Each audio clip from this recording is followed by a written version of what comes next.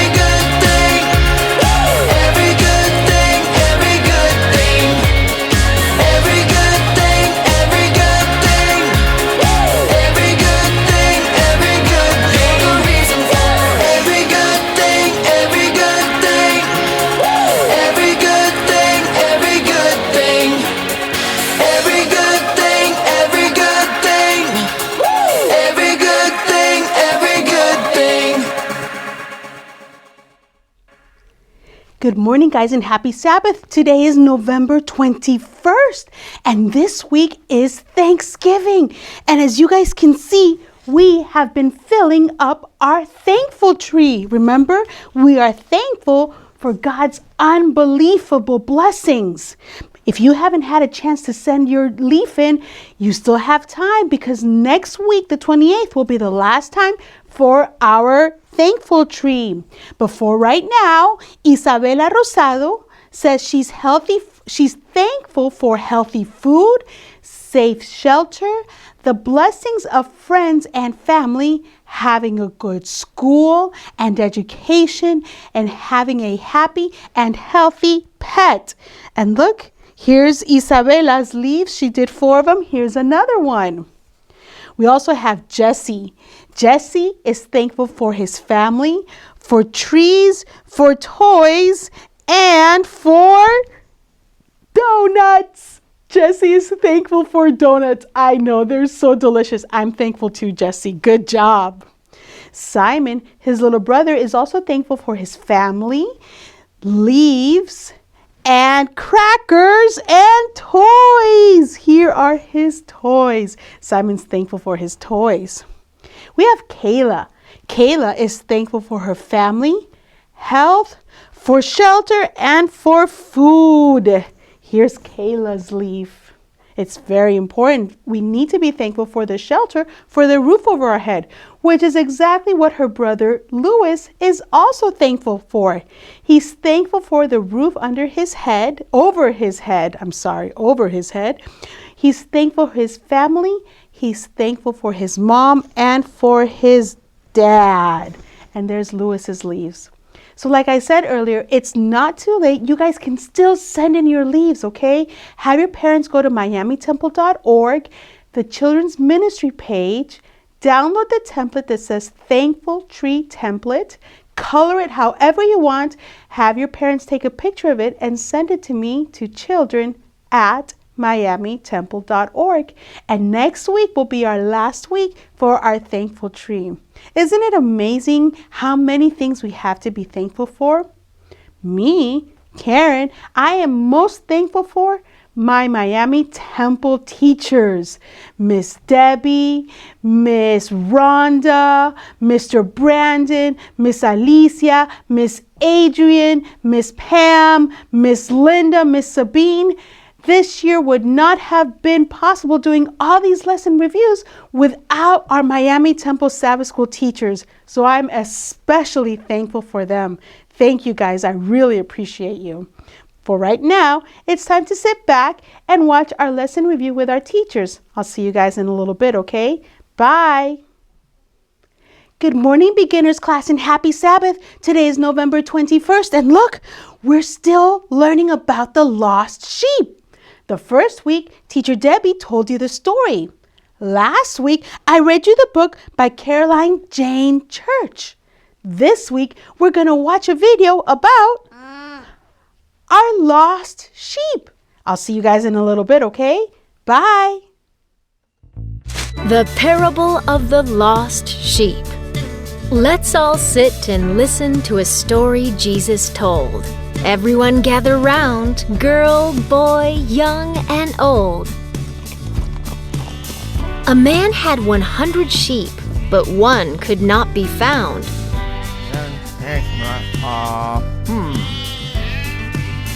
You stay here. So the man left his flock of sheep to look all around. He finally found the sheep who had been lost and alone. Hey, woo! He picked up the sheep and carried it all the way home. After getting back, he called everyone over to see. Oh, everyone, come here, come here. He said, "I have found my lost sheep. Celebrate with me." Jesus said that in heaven there is a party and everybody has lots of fun. When even one person believes in God, we celebrate each and every one. And that was the story of our lost sheep. Can you believe that shepherd? He went out in the middle of the night. He didn't care. He wanted to find his little sheep. Guys, just like God loves us so much, He will always come and look for us, no matter where we are. And He will always be so happy when He finds us. And He's going to take us home. Do you guys remember your memory verse? Be happy with me.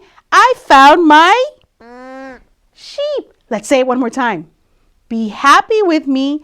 I found my sheep. Doesn't he make a funny noise? I know. I love listening to it. All right, guys, that was our Sabbath School lesson for this week. Now it's time to do our Sabbath School poem. So stand up, stand up, stand up. Ready? From the top of my head to the tips of my toes, I will be Jesus' child wherever I go. I'll see you guys next week. Have a very happy Sabbath and a great Thanksgiving. Bye. Hello, my name is Aria. I'm a part of the kindergarten class. The memory verse for this week is grow in the grace of Jesus. That verse is found in 2 Peter 3:18. Bye-bye. Happy Sabbath, kindergartners. And remember, Jesus has been telling a lot of stories. And Aria, thank you for helping out with the memory verse. So Jesus would tell a lot of stories to the people he was talking to, and he made sure they understood what he was talking about. Now, this is the story that we're doing this week, so you can get ready for next week's lesson. This is lesson 9, all right? Now, it's called the big, big tree. Now, why would Jesus tell a parable about a big, big tree? Well, actually, he told a parable about a seed. Now, can you see the seed? You're going to have to come really close. It's right there in the corner. See that seed? Now, Jesus told a story about a seed, but it was smaller than this seed. This seed came out of a pear. But the seed Jesus was talking about was a mustard seed. And it's like one of the smallest seeds that farmers plant. Now, when Jesus was telling this story, there were a lot of farmers all around him. So the people knew what he was talking about. So Jesus said to the people, God's kingdom is like a mustard seed. Now, how can God's kingdom be like a mustard seed? Well, have you ever planted a seed? Did it grow? Or did it die? Well, I know I've planted seeds that they didn't grow, but the ones that Jesus plants grows. So what Jesus meant was that when you hear about Jesus for the first time, there's a seed of love planted in your heart. And that seed starts to grow every time you hear more about Jesus. Maybe you hear a Bible story at Sabbath school. Maybe somebody tells you when you're not in Sabbath school another story about Jesus. Maybe you tell somebody a story about Jesus. Seed starts to grow and then you get a little leaf coming out of the ground. And then the little leaf gets bigger every time you hear more about Jesus and every time you tell somebody about Jesus. And then after a while, you get a little tree. And then as you keep hearing more about Jesus, his love grows more in your heart and you start to tell people about Jesus. And the people you told about Jesus start telling other people about Jesus. Then that tree is growing bigger and bigger and bigger. And then it makes shade so you can stay under the shade and feel comfortable in God's love. And birds can make their nests in the tree and raise their babies. And trees are really good things to have.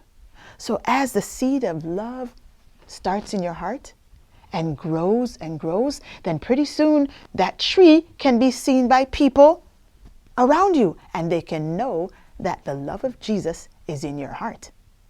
So when Jesus said, my kingdom is like a mustard seed, it means that it starts out small in your heart and it gets bigger and bigger as you share his love and as you feel his love for you. Now, your memory verse says, grow in the grace of Jesus. But now we have to grow. So you have to get down. If you're sitting down, get up. All right, now you're going to squat down. Okay. And when I say grow, you have to stand up. All ready? Grow. Okay, let's try that again. Go down. Grow in the grace of Jesus. This one's easy, so we can do it again. Let's go. Get down. Down. Okay. Grow in the grace of Jesus. And in our pretend Bibles, that's found in 2 Peter 3, verse 18. Now, Satan is going to try and plant some bad seeds in your heart. And we don't want to let that happen. So I want to see if you can tell the difference between good seeds and bad seeds. Now, in this pocket, we're going to put Jesus's good seeds. And in this pocket, we're going to put Satan's bad seeds. We don't like this one. Okay, so now I'm going to read them to you and you tell me which pocket to put it in. Good or bad? Being selfish. Right, that's a bad seed. We don't like that one. Sharing Jesus. Yep, in the good pocket. Oops. Being polite. Right, good pocket. That's falling out. Being helpful. Oh, these are some good seeds. Yeah, you're getting those right. Uh-oh. Let's see. Forgetting Jesus. No, that's a bad seed. Satan wants to put that in your heart. No, we don't want that in our heart. Not being patient. Bad. Being patient. Good. All right. Sharing with others. Very good. Praying every day. Good seed. All right.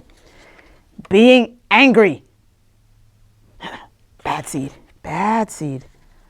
Obeying right away. Yep. Not obeying. Oh, that's too easy because I just told you which one is obeying. Okay. Bad seed. Good. Reading the Bible. Yeah, that one's easy, right? Good seed. Telling lies. Bad seed. Too tired to pray. It's a bad seed. Never too tired to pray. You don't always have to kneel down. You can just do it in your bed if you're that tired. Being kind. Definitely. Good seed. Being rude. Bad. Thinking bad thoughts. Bad. Not reading the Bible. Bad. Some of you can't read yet, but your parents can read to you. Being happy. Good seed, all right? How about being grouchy? No, we don't want to be like the Grouch on Sesame Street. No. Being lazy. No, it's a bad seed. Thinking good thoughts. Right. Last one. Telling the truth. Yeah, you got them all right. So now you know the difference. When Satan wants to put a bad seed in your heart, don't let him put it in there.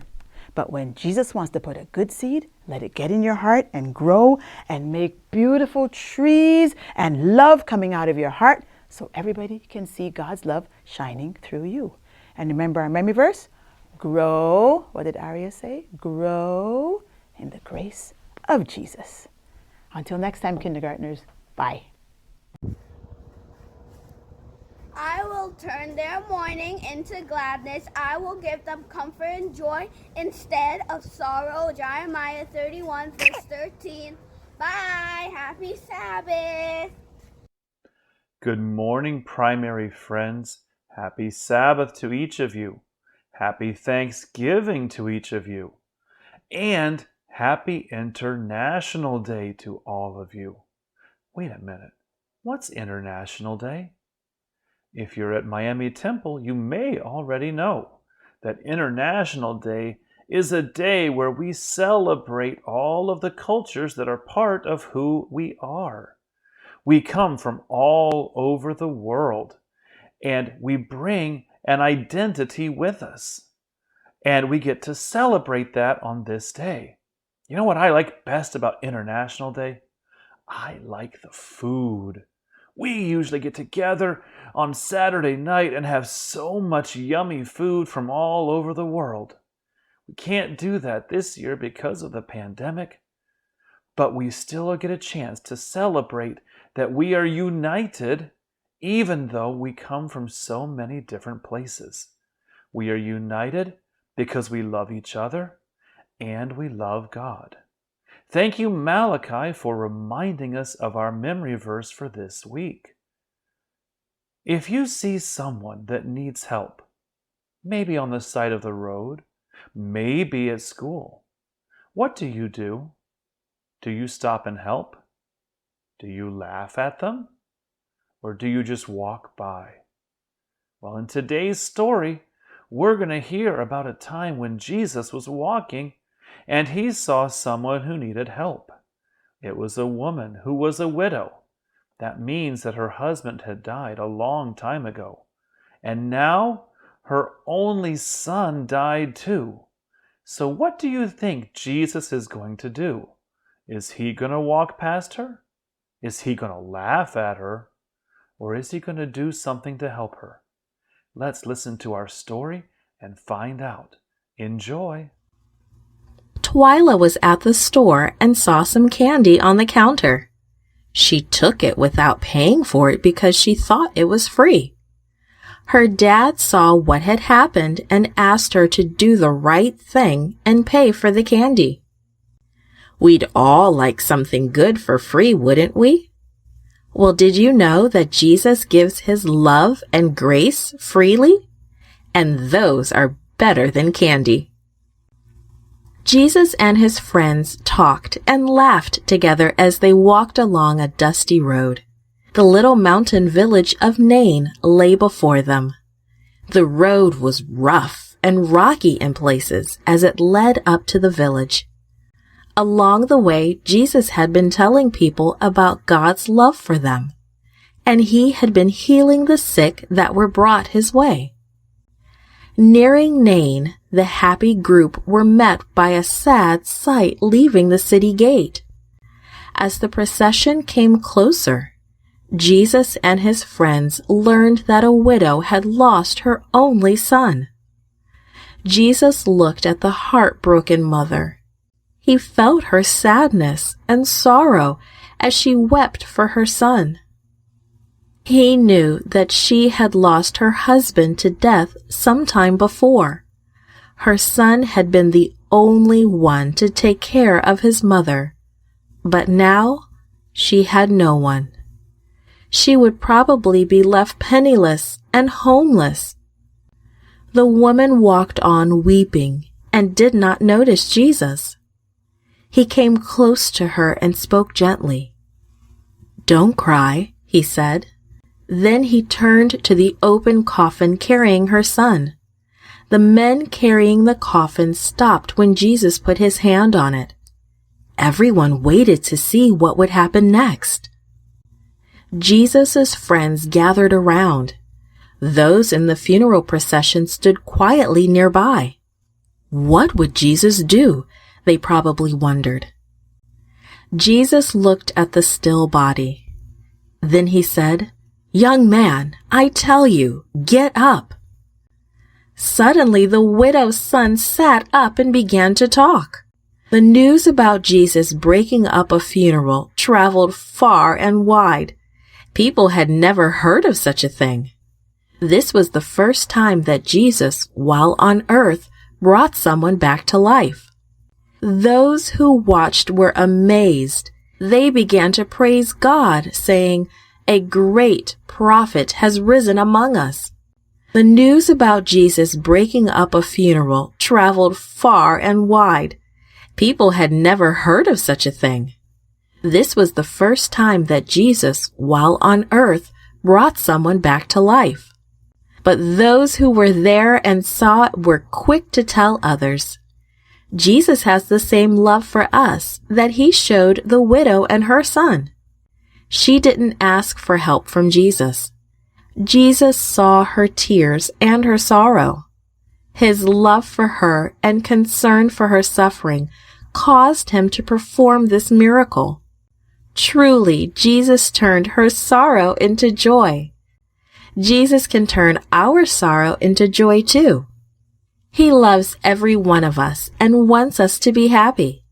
And he will turn many sorrows into joy when he comes again. At that time, he will bring those from the grave who gave their hearts to him before they died. What a day of joy that will be. Mothers, fathers, boys, and girls will be together again to live with Jesus forever. Happy Sabbath, Juniors. We are on lesson number 8, and the title of our lesson today is Elijah's Hand-Me-Down Cloak. Now, Elijah was the most important prophet in Israel since Moses. He worked really hard in fighting idolatry and turning the people back to God. But as we all know, we don't stay young forever. At this point, Elijah is really old. And God has revealed to both Elijah and Elisha, who was his younger helper and disciple, that Elijah is about to be taken to heaven. But before he leaves, Elijah asks Elisha to make one request. Can you guess what that request is? If you guess power, you're right. Now, that seems like something strange to ask for, but we're going to find a bit later today why he asks for power. So today I have a lovely assistant, Kayla, who is going to be my helper today. Now, Kayla, I'm going to give you this piece of string, okay? And what I need you to do is I need you to, without letting go of the ends, I need you to tie a knot. Okay? Now remember, you can't let go of the ends. Now if you were at home, you could even try this with a shoelace or a piece of rope or a string. And Kayla, you can see, are you trying hard enough? I don't know. I can't. Okay, let's see. If I gave you instructions on how to do it, do you think you'd be able to do it? Maybe. Okay, so here, let me show you, okay? Now, I'm pretty upset because you couldn't do this. No, I'm just kidding. But being upset, I'm going to cross my arms, okay? And I'm going to lean over, and I'm going to take one end. And then I'm gonna come over here and take the other end. Now remember, I said you can't let go of the ends of the rope, right? Yeah. You're watching me. Okay, then I'm gonna unfold my arms. Boom! It's a knot! You see? So, God sometimes asks us to do something that seems impossible, but He doesn't ask us to work for Him without also giving us the grace and the power that we need to do what He asked for. Just as you could tie a knot in the string without letting go of the ends, had you been shown that God will give you exactly what you need to do when He asks you to do something. God's power, Kayla, is a gift of grace. So when God calls us to do His work, He also gives us the gift of His Spirit and the power to do His tasks. We'll see you later. Not long before the Lord took Elijah up into heaven in a strong wind, Elijah and Elisha were leaving Gilgal. Elijah said to Elisha, "The Lord wants me to go to Bethel, but you must stay here." Elisha replied, "I swear by the living Lord and by your own life that I will stay with you no matter what." And he went with Elijah to Bethel. A group of prophets who lived there asked Elisha, "Do you know that today the Lord is going to take away your master?"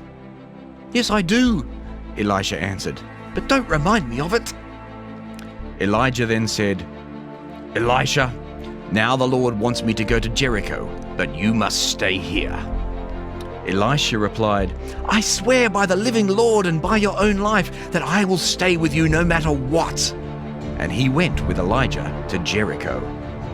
A group of prophets who lived there asked Elisha, "Do you know that today the Lord is going to take away your master?" "Yes, I do," Elisha answered, "but don't remind me of it." Elijah then said to Elisha, "Now the Lord wants me to go to the Jordan River, but you must stay here." Elisha replied, "I swear by the living Lord and by your own life that I will never leave you." So the two of them walked on together. 50 prophets followed Elijah and Elisha from Jericho, then stood at a distance and watched as the two men walked towards the river. When they got there, Elijah took off his coat, then he rolled it up and struck the water with it. At once, a path opened up through the river, and the two of them walked across it on dry ground. After they had reached the other side, Elijah said, "Elisha, the Lord will soon take me away. What can I do for you before that happens?" Elisha answered, "Please, give me twice as much of your power as you give the other prophets, so I can be the one who takes your place as their leader." "It won't be easy," Elijah answered. "It can happen only if you see me as I am being taken away."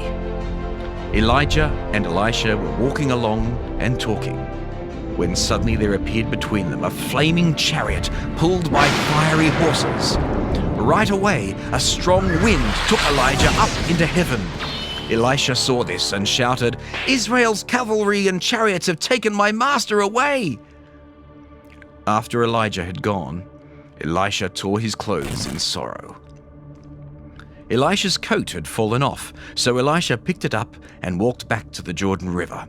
He struck the water with the coat and wondered, "Will the Lord perform miracles for me as he did for Elijah?" As soon as Elisha did this, a dry path opened up through the water, and he walked across.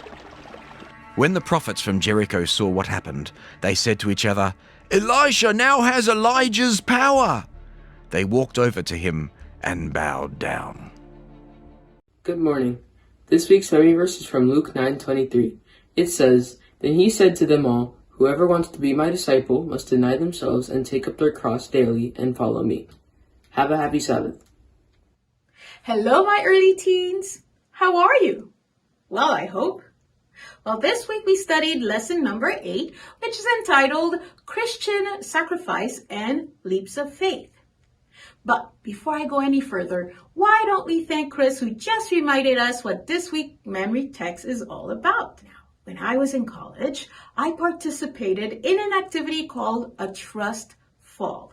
It's something that organizations use so that their members can learn to know each other better and, most importantly, learn to trust each other. It entails one person falling backwards into the arms of their colleagues or co-workers. Now, I had to do this with some fellow students, but from a 4-foot-tall platform. A real leap. Well, let me tell you, the end results were not pretty. Not what we expected or wanted. Just picture this, a heap of bodies with me on top and poor people who got hurt by my flailing arms and legs. Apparently, I didn't trust my friends very much. Now, speaking of leaps, you've probably heard the saying that goes like this: look before you leap. And it really means that you need to kind of weigh the consequences before making impulsive decisions, or, really figure things out before you do anything impulsive and risky. And it's good advice, isn't it? Yes. But do you remember that conversation that Jesus had with Thomas, where he said, because you have seen me, you have believed, but blessed are those who have not seen and have believed? What was Jesus trying to say? Was he implying that we need to have blind faith in him? That we need to trust him blindly to jump into the dark? Is that what faith is all about? We know that faith is, the assurance of things hoped for, the conviction of things not seen. But the problem is that we're focusing on us, on how big our faith is, on whether we can see or we can't see, when in reality, faith is all about what, or rather whom, in which we place our trust, our hopes, our convictions in. So when we place our faith in God, who's all-knowing, all-powerful, ever-present, ever-forgiving, ever-loving, he will take our faith, whether it's big or small, old or new, based on facts or past experiences or sheer trust, and he will use that faith marvelously.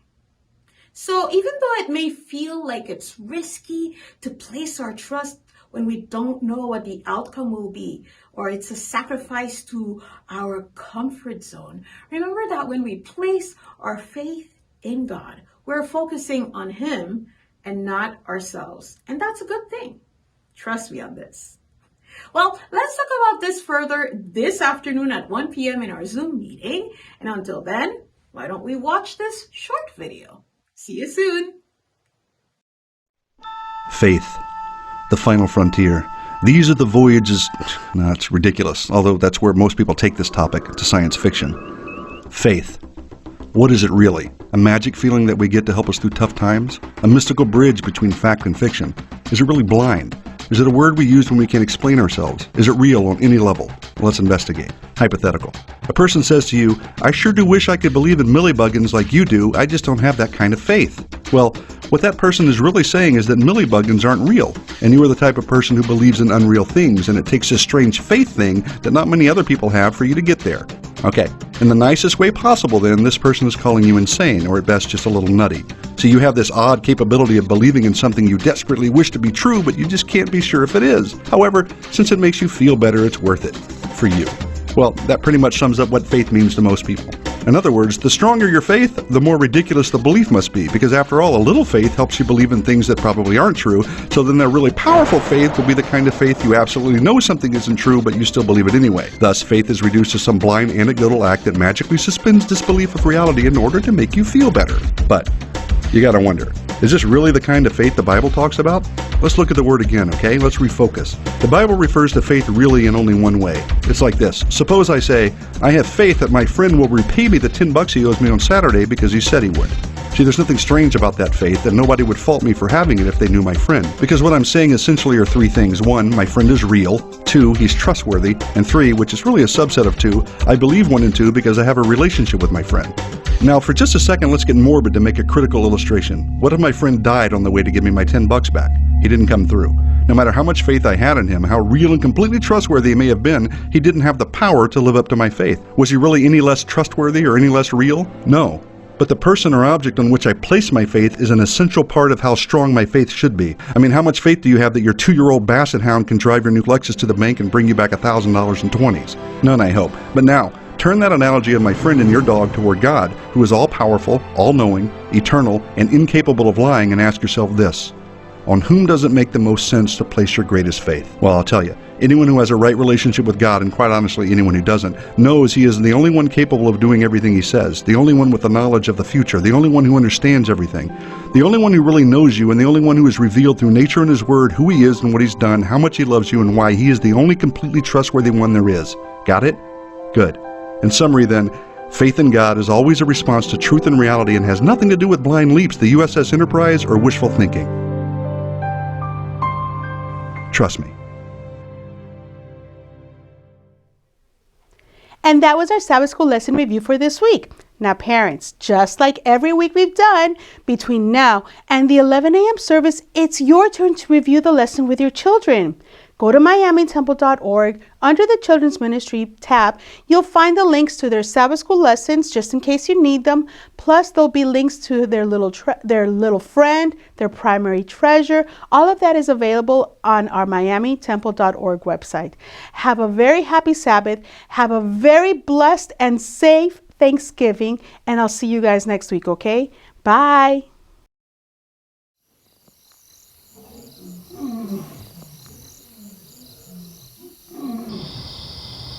Come on now, join with me, everybody sing.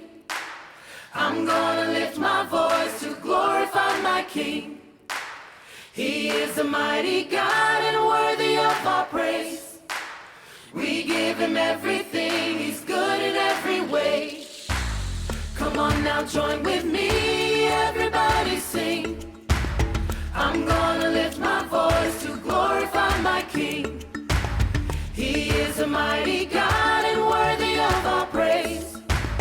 We give Him everything, He's good in every way. He is always there for us. He's good in every way. Pouring out His awesome love. He's good in every way. He fills us up with peace and joy. He's good in every way. He gives us all we need and more. He's good in every way. Come on now, join, Come on now, join with me, everybody sing. I'm gonna lift my voice to glorify my King. He is a mighty God and worthy of our praise. We give Him everything, He's good in every way. He is always there for us. He's good in every way. Pouring out His awesome love. He's good in every way. He fills us up with peace and joy. He's good in every way. He gives us all we need and more. He's good in every way. Come on now, join with Come me. on now, join with me, everybody sing. I'm gonna lift my voice to glorify my King. He is a mighty God and worthy of our praise. We give Him everything, He's good in every way. Come on now, join with me, everybody sing. Everybody sing. I'm gonna lift my voice to glorify my King. He is a mighty God and worthy of our praise. We give Him everything, He's good in every way. He's good in every way. He's good in every way.